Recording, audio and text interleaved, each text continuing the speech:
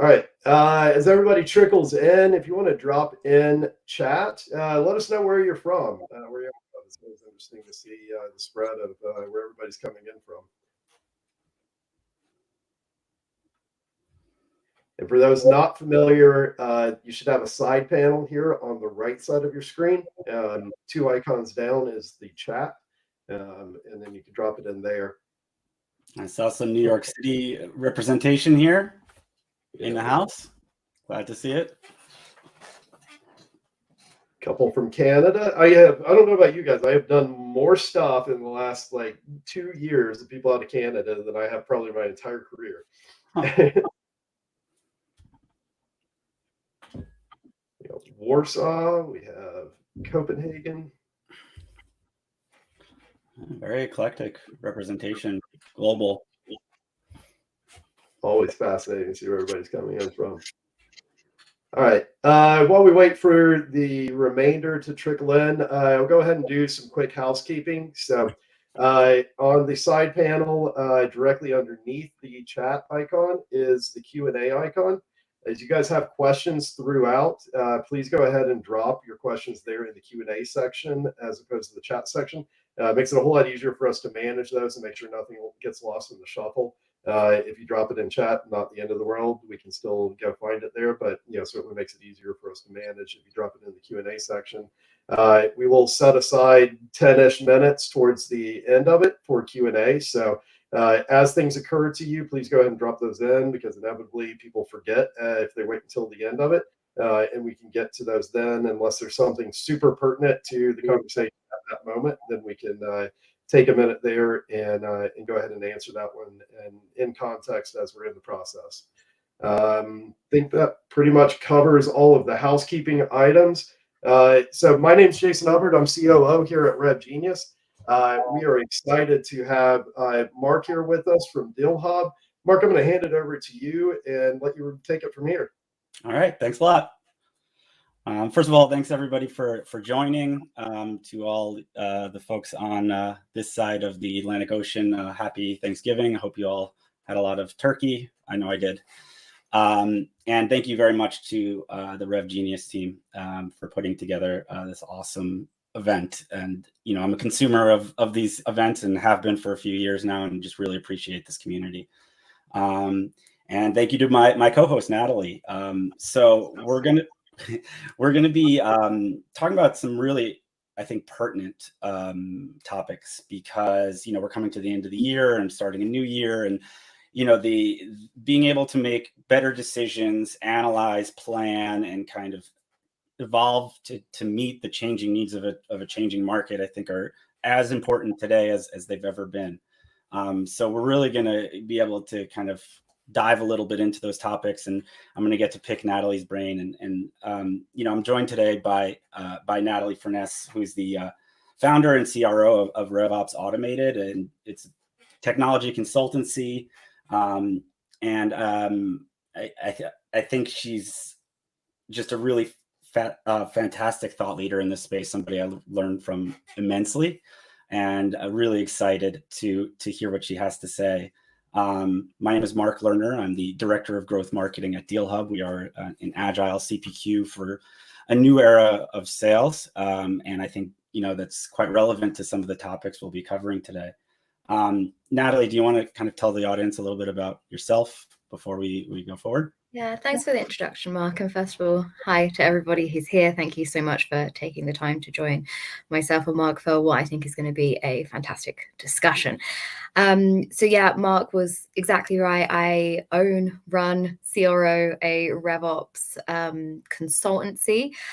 We specialize in the HubSpot, Salesforce, and CPQ space. We are also partners with DealHub and have seen the types of businesses that are choosing DealHub. Also, we've seen what happens on Salesforce CPQ.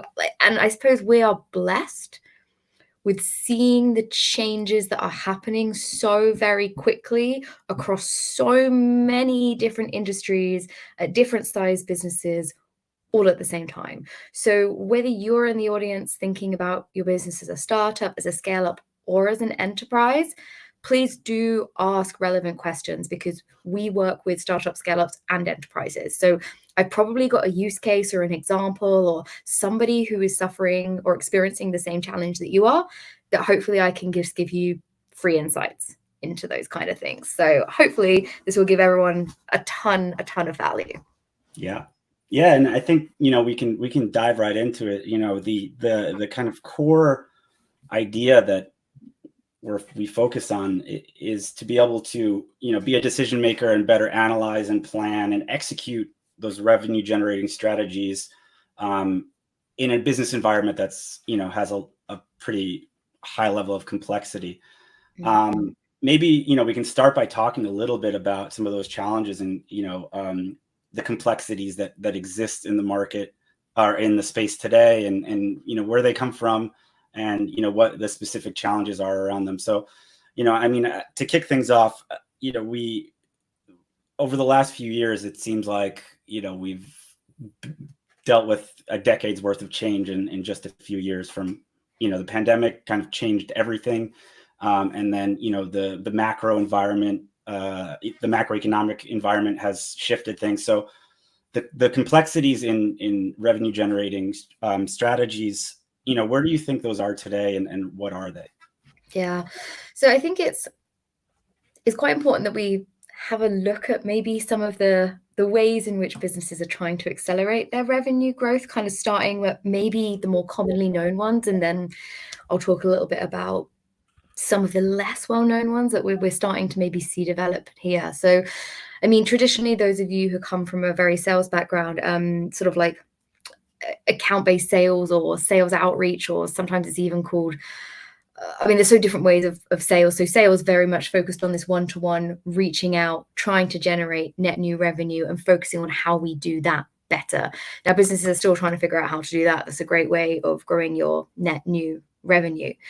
We then saw this kind of like development of, okay, well, that's great, we can reach out on a one-to-one basis, but that's not really super scalable. So what do we do now?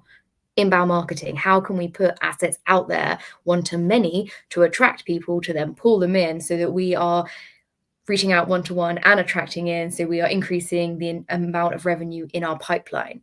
Then we're kind of moving along this sort of space in which people are like, okay, well, we were doing all this. How more can we accelerate it? Okay, another go-to-market motion might be partnership sales. Okay, great, let's go down a partnership route. Then another one, for those of you who aren't familiar, PLG, product-led growth, people are like, well, let's build a product and also pull that in. Like, how can we build this pipeline? And more people are optimizing these sorts of things. And then they sort of realize, well, actually, we can generate revenue by growing and expanding accounts. Great. And then there was this bit in the process which all of a sudden got a bit sticky, which is, okay, we have got like a verbal commit or somebody who's interested in us, but like, how do we actually take that to like cash? Like, how do we generate a quote and how do we turn that into cash? And this is now when we're starting to see this real focus on CPQ. And for those of you that aren't familiar with the term CPQ, it stands for configure, product, quote. So how are we configuring the way that we do our products to build them all into this quote so it makes it easy for the buyer to buy? Like, we're now in this space where, like, okay, not only are we competing for the leads, competing for the pipeline, but we're competing for the ease, the frictionless experience. And that's where I'm seeing more and more people focusing on this, configuring their pricing and quoting. And that's what's happening. So I hope, Neha, that answers your question as to what is CPQ as well. Yeah, I think you're exactly right. And it's interesting that you mentioned friction. Traditionally, every marketer or salesperson or anyone working on a product or anything, friction is the thing you try to get rid of the most, right? Friction is the thing that inhibits your goal in every place. And we try to remove every point of friction as possible to increase and optimize.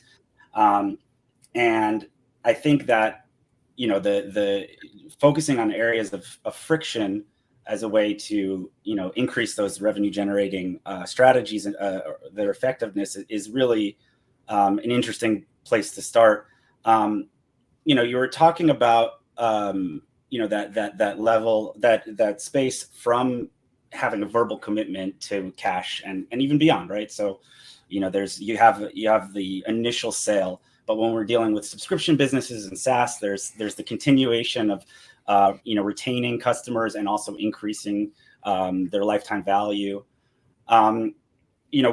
Traditionally, what were the ways in which people or companies would facilitate, ensuring that from the initial verbal, from the quote, or the verbal commit all the way to kind of closed one and actually getting cash? What were the ways that companies dealt with the friction there traditionally? I mean, the ways in which businesses traditionally, and I'd even say not even traditionally, but today still deal with CPQ is a lot of spreadsheets and a lot of emails. We're seeing it still happen today. I think people don't realize that there are solutions for decreasing the friction in this point in the process. Like, people think about marketing automation, they think about sales automation, they think about CRMs, but they don't necessarily think about like the product and quoting and caching automation. I mean, I imagine there are businesses out there, or possibly people in the audience who, once they've got an idea of a quote, they might just kind of send an email, and that email just stay with the client, and they'll be chasing the email up, but there'll be no real way of like knowing if that was configured properly to what the standards of a product was like. And then there'll be lots of emails. Then potentially we've got sales reps who are selling things maybe not with quite the margins that are allowing the business to be profitable.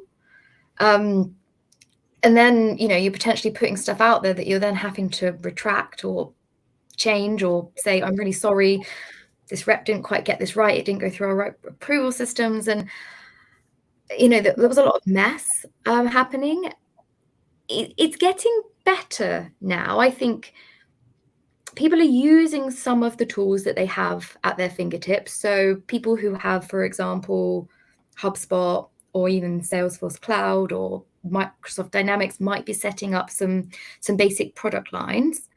But even then, it gets a little bit confusing, because managing things like annual recurring revenue and billing cycles and adding, interest with inflation each billing cycle, which is standard adding, like those little rules that in sales we don't really think about, massively matter for the profitability of an account. And the profitability of an account will affect how many people in the business are made redundant versus are employed for the next year. So as much as in sales we're focused on like revenue and commissions and all those things, if the account isn't profitable after we've sold it, that's going to have a massive detriment to the business. So I'm starting to see a bit more automation.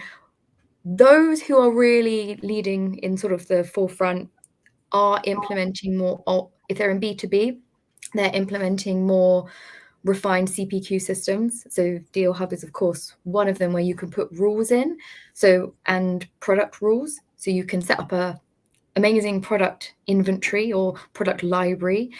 You can add really cool rules. So like if they select one product, they get another product, or they have to sell the other product.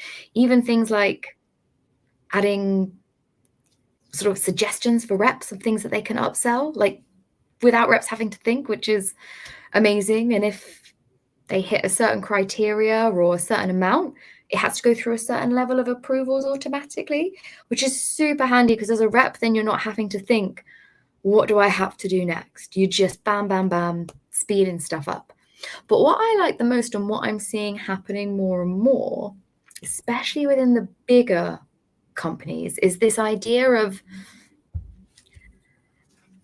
consultative selling, in a way in which you almost need a room in which you have all the deal information in one place for you to all look at together to consider, is this deal going to work together? And we're seeing a lot more kind of deal room software out there. Of course, DealHub's one of them, but there are quite a few competitors in the space now that I'm starting to see people use. So as a rep, you can pop all your information in one place.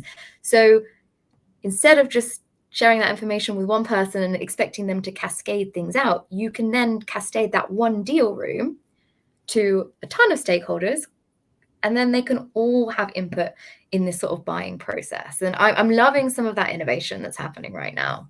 Yeah, I'm hearing, when we talk about kind of identifying the strategies that people can use, to sell smarter and in a complex environment. Some of the things I'm hearing are obviously implementing technology to reduce friction in the sales process, especially focusing on kind of that stage, the last stage that often gets overlooked, because people are already kind of popping champagne once they get a verbal, but they're not focusing on that final piece. Kind of removing the necessity of a sales rep to be a product specialist by implementing kind of guided selling motions, as you were kind of talking about. And then also, implementing consultative sales, having a centralized location with multiple stakeholders can kind of access the necessary information. Those I think are very tangible strategies.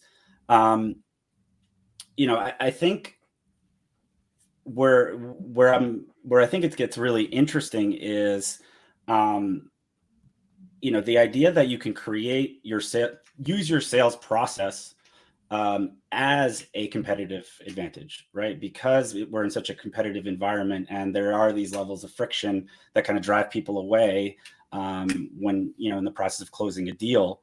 I think some of the things that we just talked about kind of enable somebody to create a level of competitive advantage in the experience, not only of the solution they're buying, but in the actual buying process. And I wonder if you've seen companies starting to acknowledge that and put more effort into creating that kind of experience. Yeah, 100%. In fact, be interesting if we could do some research around some of this stuff, but there's definitely research in terms of things like speed to lead. So if you guys aren't familiar with this, it was a Harvard Business Review paper that was put out. And I think the statistic was, if you're the first to respond to an inquiry effectively within the first 30 seconds, you are 600% more likely to win that deal. And that's what Chili Piper's built its whole business around, the speed to lead, directing it to the right person, because we are now in a world where people are not as patient as they used to be. We now have one-click collect. We have Amazon next day shipping. I was in LA the other week, and I saw that you could order a salad and it would be delivered to you by this mechanical robot that would drive to your house. These sorts of things are meaning that people are becoming less patient. So this idea that you could have a discovery meeting and a scoping, and it will take 2 to 3 weeks to develop some form of proposal, gone. If your competitor is at this point in which they can be scoping on a call, thinking about all the things they can add on, and send you a lovely displayed deal room with all the information, terms and conditions, quotes, ways that you price within sort of a 24 to 48 hour turnaround. That's also, from a customer's point of view, that's them thinking about what the reflection is of what you're going to be like when they work with you. It's all impression, and first impression counts. That whole journey is them going, do I trust them? Do I trust them? Do I trust them? Do I trust them?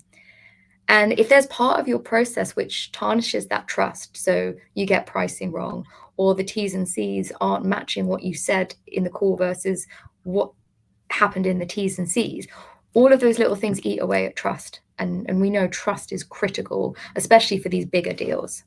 So yeah, I'm making massive assumptions because I haven't seen any data that says somebody that has, maybe Mark, you guys have done the research, someone that has a certain CPQ system versus someone that has nothing. If you can reduce that time, does that mean you win more deals? Have you seen any of the research out there yet? So I don't have hard numbers for you, but I did have a conversation with someone that was very illuminating, and he put it like this: all of us, I assume, certainly I do, our buying habits as individual consumers, B2C buyers, have completely changed, and that's a result of things like Amazon and other, e-commerce has created this buying experience or checkout experience that is completely customer centric. We have the power imbalance has shifted considerably, and everything is done to kind of reduce those friction points, right? When you go on Amazon, it shows you the product that you're most likely to want. You press a button. If you have Amazon Prime, it's next day delivery, and everything is there, right? And as individual, when we individual B2C consumers go to work, we don't, that expectation doesn't leave us, right? We may put on the B2B hat, but we're still the same person.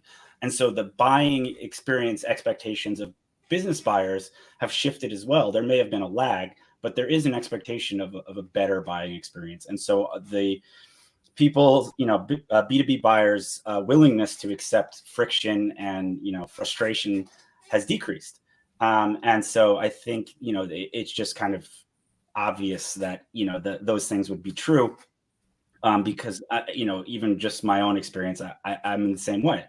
If I'm leading a project in which we have to invest in a new tool, and the sales process is they send me a quote that has the wrong company name on it or has the wrong products, and it goes back and forth, and they forgot to co-sign or whatever.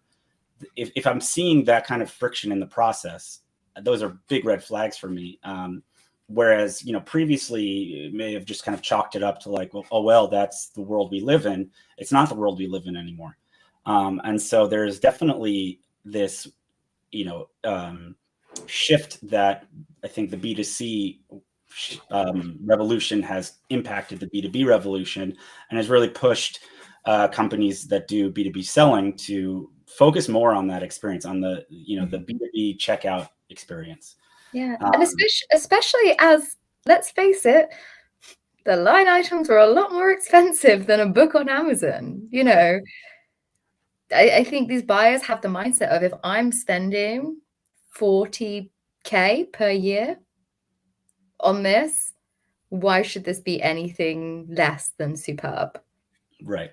And maybe that's the way in which you're able to reposition your business to generate more money product wise, because if you have a rubbish experience, maybe you can sell it at a low cost. But if you want to differentiate on experience, that's when you can start adding a lot more to the value of the product. I mean, I think it was a LinkedIn post that I was reading the other day, and we were talking about positioning and differentiation.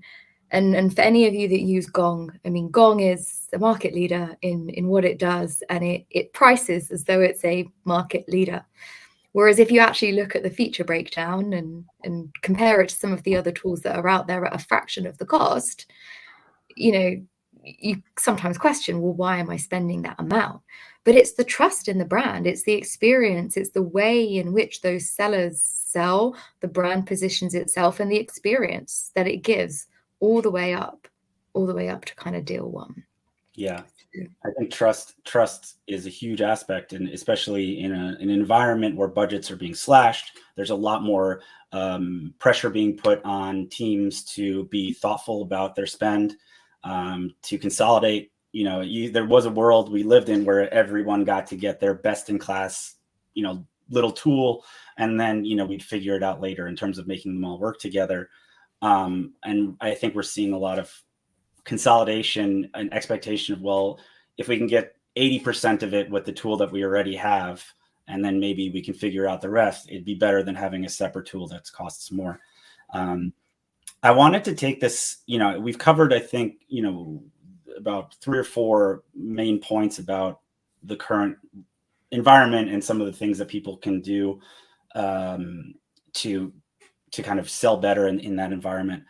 I wanted to focus on a piece of the sales process that I think often gets lost. So to kind of set the stage, prior to, let's say, maybe a year ago, and especially during kind of 2020, 2021, there was, the idea of growth at all costs was the mantra of the day, right? It doesn't matter how much it costs to get a customer, as long as you get them in the door, we'll figure it out later. And even if they're not a paid customer, as long as you get a user in the door, it doesn't matter. Show growth of users and the money will come. And I think a lot of people took that on, and that net new customer acquisition became the North Star. There's been a contraction in the economy, and a lot of things have shifted. And I think more people are seeing that A, acquiring new customers is harder, B, it's more expensive, and C, there's, an entire group of acquired users you have already that could potentially generate more revenue. So, from moving away from that net new customer acquisition focus and onto expansion and retention, what are the ways that companies and sellers and revenue teams can help optimize for, the metric that kind of gets talked about is net revenue retention, which is really somewhat of a misnomer. It's really, you want a net revenue retention of above 100%, which means that you're actually expanding your existing accounts through, different strategies. So, what are some ways that revenue teams can help facilitate that and bring light to, that revenue channel that I think doesn't, gets overlooked sometimes? Yeah, so there are two ways in which you can look at this, and we call this looking really at the product gap. I mean, well, there's three ways. First of all, you've got to keep the person happy that you sold to start with. If you're not looking after your accounts, then you're going to struggle. So first of all, look after the ones, maintain the relationships you've got. And then it's a case of almost product gap selling. There's two types of gaps you can have. So you can either sell more products to people who you have an existing relationship with in an account, or you can find new relationships in an existing account that you can sell the products to that you had previous relationships with. Now, if you think about it, you are going to therefore need to know who in an account you have a relationship with and which product lines they are associated with.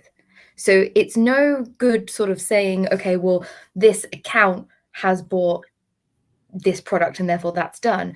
No, this person in this account, in this department, has bought this set of products.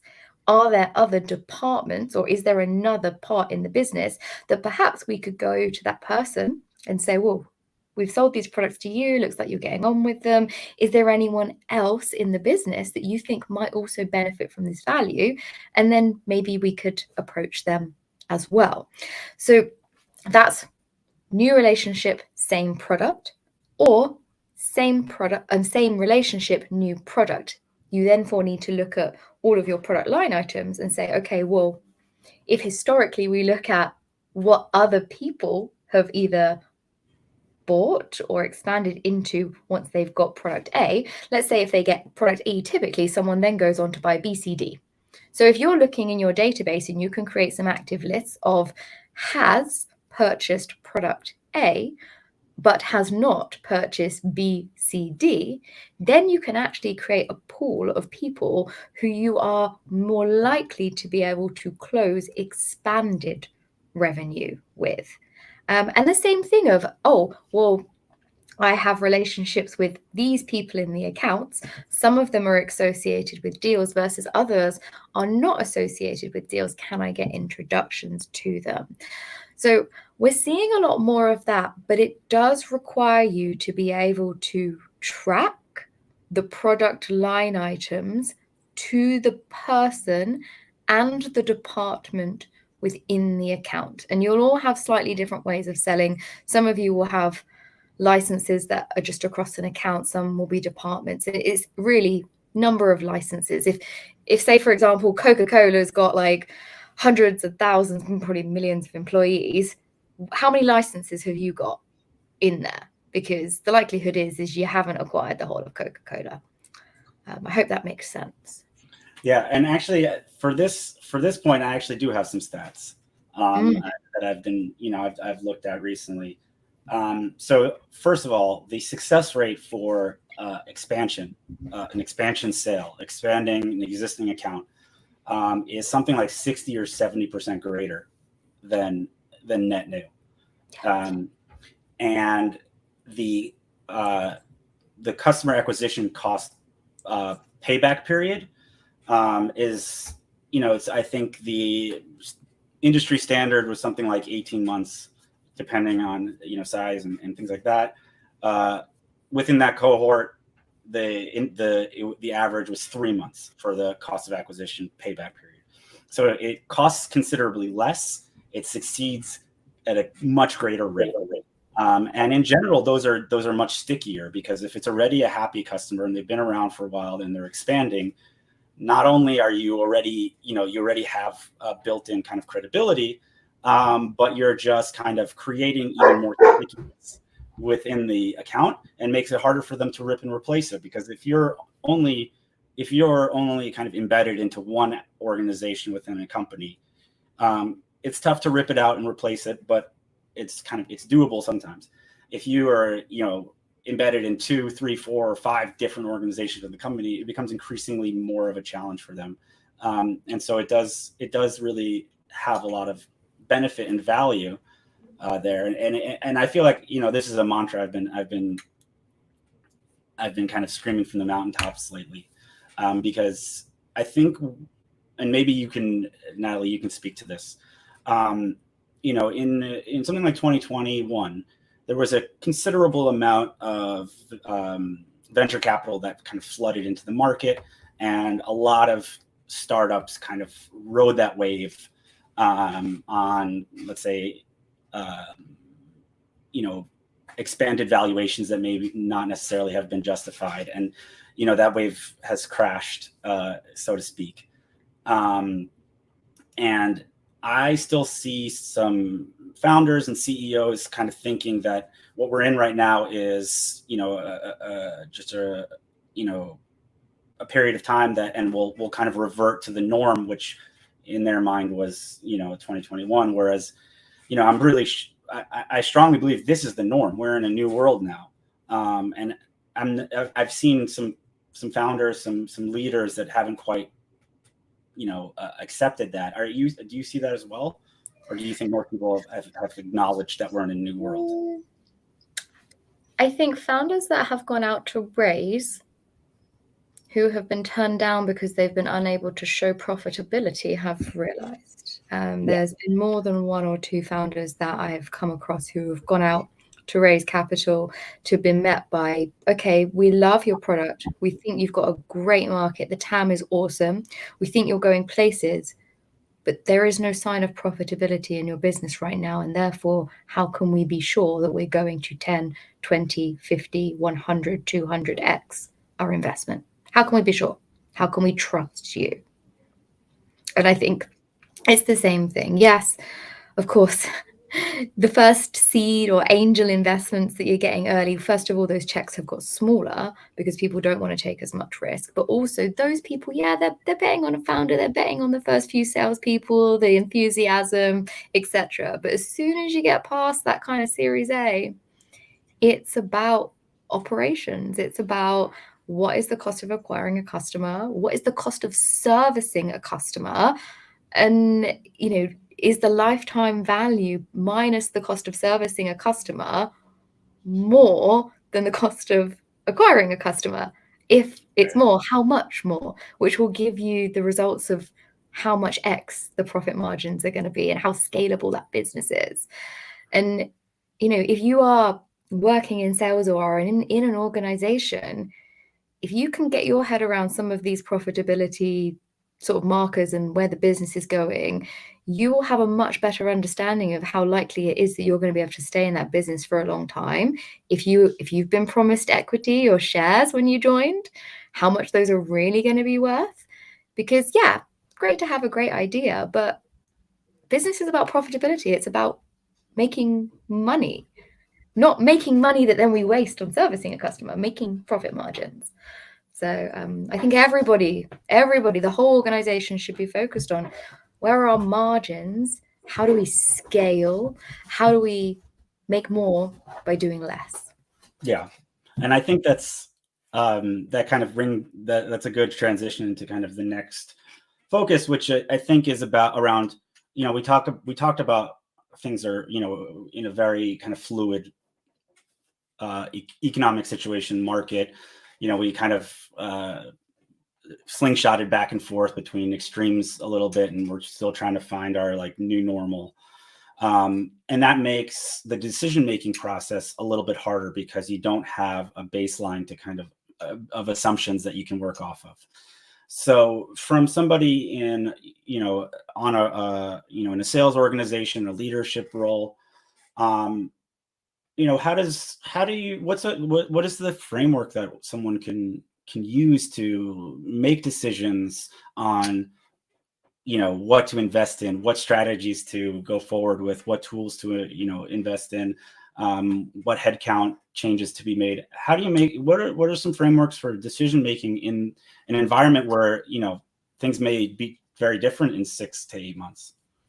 Gosh, how should we make strategic decision makers how should we do strategic decision making for all businesses? Now, Mark, that is quite a deep question. I mean, I love it though. I love it. I think, well, the first thing everyone's going to say, and every business and every founder and every COO and CEO and CRO is going to say, we're going to make data-driven decisions. That's what we're going to do. We're going to make data-driven decisions. Right. Because that's what we're all told we're supposed to do.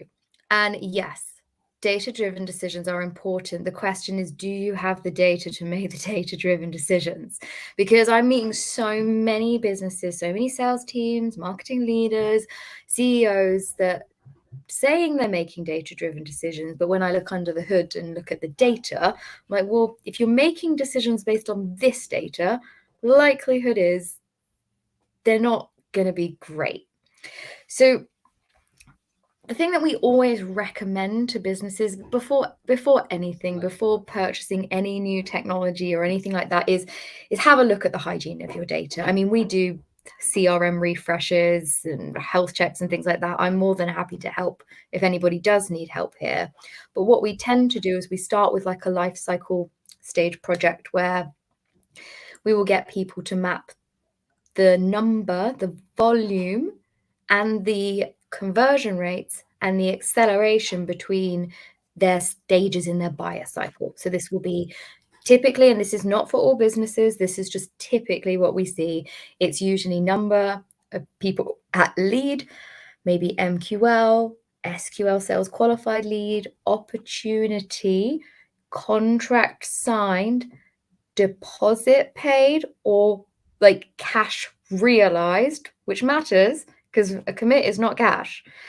Then cash realized, then successfully onboarded, expanded, and then maximum value. So actually mapping out those key points and creating an automated system so that your contacts automatically drop into those different buckets when they move across their journey.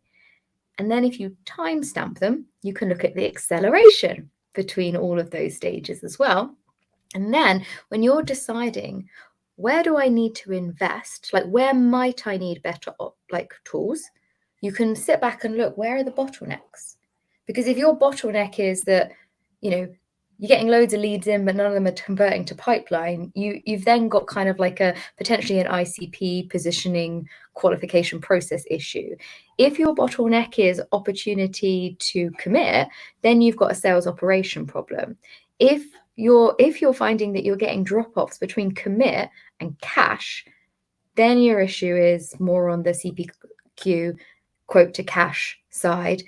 And then if you're noticing that nobody gets from cash to onboarded, then you've got an onboarding problem. So just having those stats and being able to look at them and seeing the conversion rates and acceleration is going to help you highlight at a very high level where are the bottlenecks. Then you can dive in deeper and look for more data.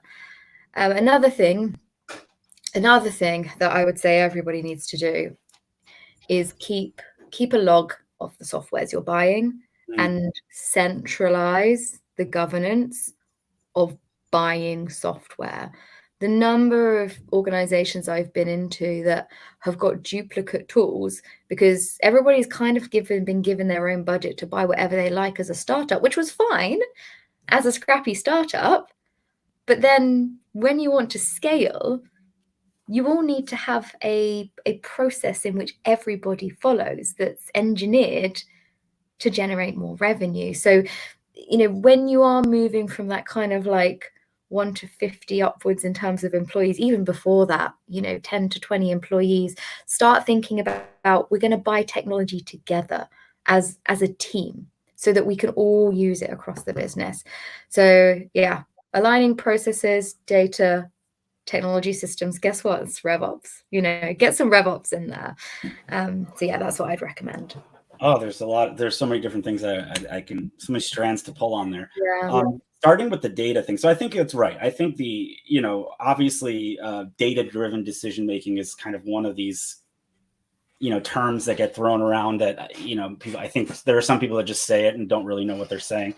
But from your perspective, you said that you've come across companies where, it was obviously a data problem that they had. Is the problem a lack of data? Is it a lack of relevant data, or is it too much data, right? Because you can also, it can be, if you have too much, then it's impossible to find the signal from the noise. So where do you see the problem being mainly? So all of the above. Firstly, nobody has sat down and said, what data do we need? What is the most important data? That's the first question. It's to sit marketing, sales, customer success, and finance. They must be in there, like your CFO ideally in there as well, and some senior stakeholders, and go, which metrics matter? The first set of metrics you're going to want to look at is what metric matters in terms of what is an opportunity, like what is pipeline ready? Because that's going to drive everything that your SDRs and your marketing team are doing. So what's a qualified opportunity look like, and which fields, which data points is it imperative to collect to qualify or disqualify? And you write down all those data points, and then you build a lovely data dashboard that identifies how many of those contacts, companies, and deals have all that information in there. Because then you can identify, okay, where are gaps in our data? So data completeness. That's number one there. You then also need to speak to your CS team and your finance team to say, well, what data points are imperative at deal one so that we can do all the finance and the onboarding so that we can retain, expand, and bill the client correctly. Because as much as sales know what it takes to make an opportunity, you guys, you can't know what it takes to do the CS's job or the CFO's job. That's their job. So they need to be in. So prioritize properties, build a data health dashboard to look at completeness, and then you've got the issue of correctness. So completeness and correctness, whole different ball game. Completeness is about making sure we filled out all of the information. Correctness is making sure we have the correct, like accurate data in the right properties. Now, those of you who API into products like Zoom, Info, Cognism, Apollo, all those sort of data sources will know that not all of that data is up to date and completely accurate 100% of the time. There are some interesting waterfall data providers now, which will continue to refresh based on what they think is the most up to date and accurate, which I quite like what those guys are doing, but still not always accurate. Also things like, life cycle and lead statuses, things like that. Humans forget to update these things. So they're not always accurate. You could be reaching out to somebody who's actually a customer because the automation to turn them into a customer in their life cycle stages wasn't updated. Mm. So then you need a RevOps team going back, looking at how do we track those. So yeah, the two core, three is planning the data you actually need, making sure you have a plan for acquiring that data, whether you get the customer to fill it out, the salesperson to fill it out, or you enrich it. And then you've got the accuracy issue. So this is why businesses need tools and teams to better organize this stuff. And sadly, an Excel spreadsheet in this day and age isn't going to cut it. Yeah, I agree. And I still find myself, I don't know about you, but I always start at a Google sheet and then try to figure out how do I do this in something that's kind of meant. Yeah. And you're exactly right, Mark. In fact, we've ended up building an API, so we've got a Google Sheet and can drop stuff in there, click one button, and it just goes to the CRM. Like, it is nice sometimes to have those shared documents, so you can plan things out of the proper system and then push it in. It's almost like your staging environment, isn't it? Like, that's what people, as long as people aren't using Google Sheets to do the end results, the amount of people that I'm seeing logging data and making their own reports, you're siloing yourself. We need to have transparency in the business. Yeah. And, one of the data issues that is similar, but I'm not exactly sure it was entirely covered by the different types that you were mentioning, I think is data integrity, which meaning that, yes, you may be capturing data correctly here in the CRM, let's say, but when it gets to, finance or, accounting, is it, is that number reflective of the true number that was in the source of truth? And I think that in particular, because every stage, everything that it goes through before it gets to, the final person, let's say finance, there's an opportunity for it to get messed up, right? It's like that game of broken. You're so right, Mark. I mean, there's so much of a debate between like the single source of truth versus a distributed source of truth. I'm a big believer in ideally we'd have a massive distributed source of truth, so everybody's looking at the same information across all systems at the same time, so we'd have live updates. Unfortunately, in the world of APIs and the way in which APIs run, it can't. And APIs, for those of you that don't know, are the bridges between kind of two bits of software. So if you've got like a Salesforce and a HubSpot, you've got kind of a bridge in the middle that transfers information. So these aren't always in 100% real time. There are some great tools out there. I mean, people using middleware, iPasses, Syncrease, segments, all these kind of things out there. Then there's some ton of complexities of like, but where is the truth? Like, does it start in accounts and then end up in CRM, or is CRM where it starts, or should it go two ways? I think we could have a whole session just talking about that. But yeah, Mark, you're completely right. And I would always say, where possible, select tools that have a native integration into the technologies you already have. I mean, me personally, the more you can do on one platform, the better, and then add on things onto that platform that really integrate with it. Because unless you've got money to have a development team managing that integration, I always pick native integration software for what I'm working on. Yeah. So, I think this argument of single source of truth or not, I think, like you said, in a perfect world, it would be something else, but we very much do not live in a perfect world. And I think this article of faith that the CRM has to be the single source of truth is a very sticky concept, and is, I think, unlikely to change. It's the place, people go to look at the sales pipeline, and that kind of dictates everything. And so I think that we all, at least at the moment, kind of have to go under the assumption that the single source of truth is in the CRM, and it's, in a lot of companies, the arbiter of the truth, meaning what's in the CRM, kind of falls into the RevOps person. So I think we can shift into question and answer period now, and I think we covered some really super interesting stuff. But I'll start with the first question from Matt here. And his question is, I agree that a more effective and efficient process helps with more sales as you lose less people along the way. Do you have any thoughts on ways to showcase this earlier to help get past the barrier of someone thinking, I don't have time for this? So to kind of make it known that the sales process has, is more seamless, and so that it kind of removes their hesitancy to go through what maybe they have experience with very annoying sales processes. I would say where we've seen the most success is when the selling motion is collaborative. So, I mean, first of all, if someone's saying, I don't have the time to be discussing this, my suggestion would be maybe that's not they haven't got the intent markers for Right. sales yet. I mean, I think this is a very specific question. I'd need to drill down more into this, but you've got two things. So first of all, are you speaking to the right person?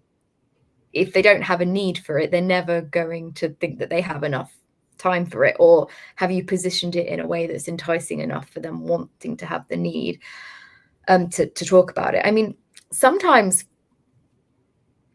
if you're doing sales outreach or just reaching out to people to have a discussion about a challenge or something, it is just a case of being like, well, would there be any harm in discussing this challenge? I've got insights that I'd be more than happy to share with you.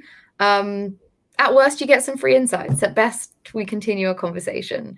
And that's more an outreach selling approach. That's more like how you are reaching out to the right person with the right narrative to get them to believe that there is a value in meeting you to start with. That first touch point of getting them to engage is very much based on your ability to engage them, to make them believe that they're going to get value from you the first moment they meet you.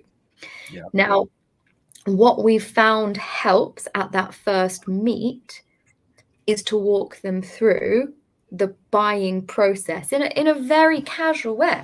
So let's say, for example, let's say I met Jeff and I'm like, okay, Jeff, let's talk about this, etc., etc. First of all, share some value, always give value before expecting anything in return.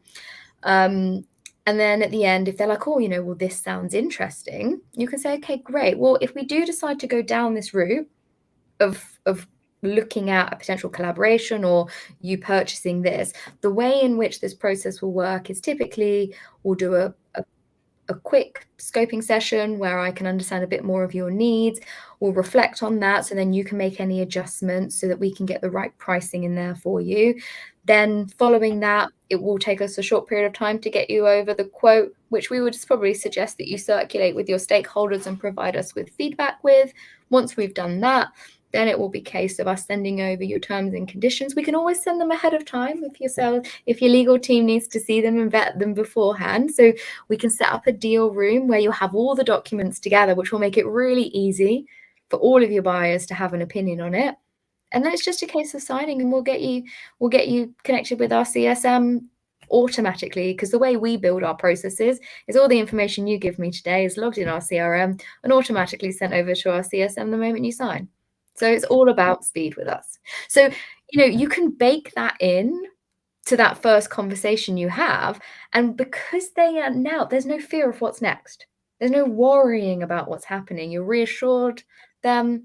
And you can say, is there anything you would change about that process? Because we're always looking for feedback. And I guarantee there are no other, maybe everyone on this call will end up doing it, but there are very few businesses who will set out what the buying cycle will look like ahead of time with somebody on that first connect call. And it makes a difference. People like knowing what's coming next. Most people. Yeah. Mark, what do you think? I definitely agree. I liken it to when, if you're a job seeker and you have that first interview, often now companies will say, interview 1 is this, interview 2 is this, then you have an assignment and then we make a decision. They lay it out for you. And so, you know what the process is going to be. And I think, laying it out ahead of time kind of diffuses a person's concern about it being kind of a long and frustrating process. I do think that introducing something like a deal room early on in the process, maybe even before an opportunity is created, but, kind of have, based on, let's say, some of that enriched data that you might have about the ICP and the buyer, creating a deal room that has the kind of narrative you're trying to build for the buyer in it, along with the value propositions associated with what you're trying to sell to them. I think that helps create a much more streamlined and they can envision this process being relevant to them so that it won't waste their time. Creating, some sort of choice in the process as well. So looking at it from, that CPQ piece of the puzzle, offering choice, right? So let's say, having a deal room that has 2 potential quotes in it. One is for, package A with these services, and one is for package A with these other services. Being able to kind of make that decision, giving them choice, so that they feel like they're empowered to make a decision. I think those are some strategies that you can take to overcome that initial blocker that someone might have. Yeah, I love the way you liked it. You kind of likened it to the interview process, because we've all been through it. You've all been through it, where you've done that first interview, and then you've got another one, and then you've got a task, and then you've got another one, and then you've got a presentation, and you're like, I'm on like interview 5 now. When is this going to end? And then you get told you weren't the right cultural fit, and you're like, well, if I knew it was going to be 5 interviews, I wouldn't have bothered to start with. I wasn't going to join the company anyway. I thought it was rubbish. Like, that feels horrible when you just feel like you're being dragged along. So I love that like analogy. Interesting, the deal room earlier one. I had never even thought about that. I like it. I think there is something to be said for too much information too soon. I do like choices, but I think we also need to remind everybody there is such thing as too much choice. Correct. And I do love the choice and collaboration, something that we've found really helpful, especially when going through proposals. And this is for my own business. When running through proposals with clients, we'll actually run through them live on an editable document and literally annotate and add notes and comments with them on the call. So they really feel like they've been part of the building process, because a lot of the time, the people you're building the proposal for aren't the people signing off. Remember that. Champions, decision makers, different things. But I know we're kind of up on our time now, Mark. We're heading towards the end. This was super fascinating. Maybe we'll have a follow-up session on just talking about the benefits of too much choice or not enough choice, or when to introduce a deal room into the sales process. But as we wrap things up, I want to thank our audience today for sticking around. I hope you got as much value out of it as I did. Thank you so much, Natalie, for joining us. As we kind of sign off here, do you want to tell the folks where they can best kind of follow you and find more about you? So I dropped my LinkedIn in the chat. So I'm very active on LinkedIn. I do blogging on our website as well. So I might drop the link in. It's revopsautomated.com. I didn't bring an assistant with me today, so I have to do this myself. So that's my business. If you go to resources, there's tons of free resource on there. I'm writing a blog. Next year, I'm also planning on launching a podcast called The Road to Revenue, where I'm going to be interviewing some super interesting people on how they've kind of scaled and grown businesses. So look out for that as well. But it's been an absolute pleasure, Mark, and thank you so much for having me on. Thank you for joining us. And you can find me on LinkedIn as well. I dropped my LinkedIn there. And if you're all interested in getting some really interesting, resources for revenue operators, I run a daily newsletter for DealHub called Rev Daily. You can find it at dealhub.io/RevDaily. I definitely would encourage you to check out what DealHub has to offer as well, dealhub.io. And thank you again, everybody, and have a wonderful day. Thank you.